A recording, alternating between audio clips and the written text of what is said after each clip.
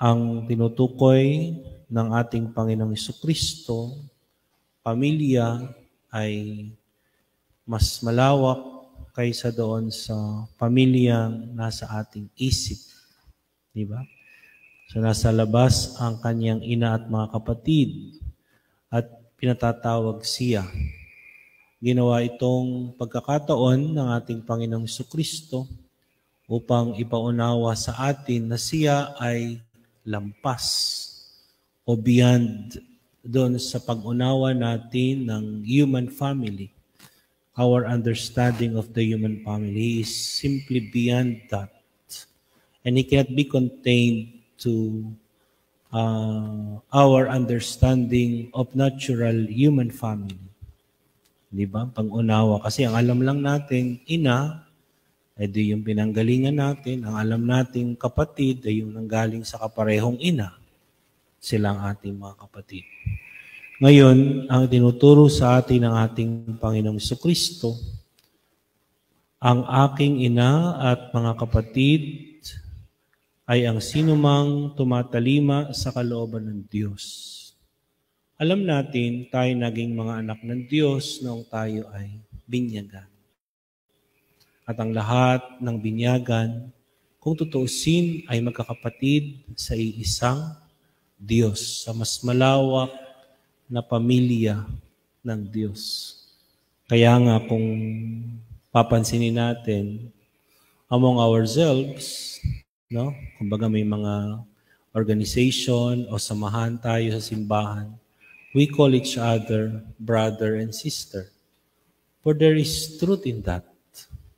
No? Brother, sister. Oy, sister ano? Oy, brother ano? Hindi lang naman yung brother ay pag tinatawag natin yung seminarista. O hindi lang naman yung sister ay kapag tinatawag natin yung madre. We also call our brother not necessarily religious or a seminarian, brother or sister. At doon makikita natin ang katotohanan na tayo'y magkakapatid sa isang Diyos. Hindi naman sa winawalang galang ng ating Panginoong Jesucristo ang kanyang ina, ang mahal na Birheng Maria. Alam natin na kung mayroong isang pangunahing tagasunod ng ating Panginoong Jesucristo, ito'y walang iba kung hindi ang kanyang ina at ating ina, ang mahal na Birheng Maria. Palagi niyang iniuutos sa atin na pakinggan at sundin ang kanyang anak.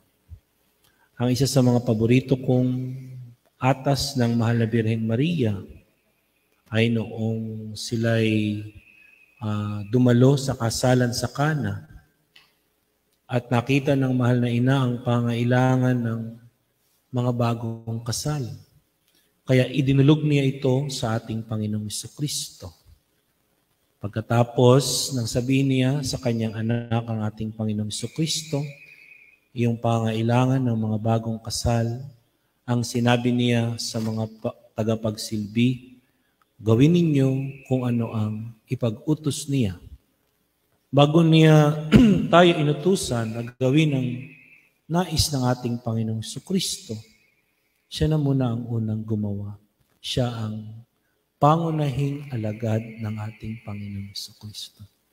So sa pagsasabi ng ating Panginoong Jesucristo ang ng aking ina at mga kapatid ay ang nakikinig at sumusunod sa kalooban ng Diyos, batid niya na hindi siya mapapahiya sapagkat ang kanyang ina, si Maria, sa simula pa lamang ay nakikinig na at sumusunod sa kalooban ng Diyos. Sa simula pa lamang.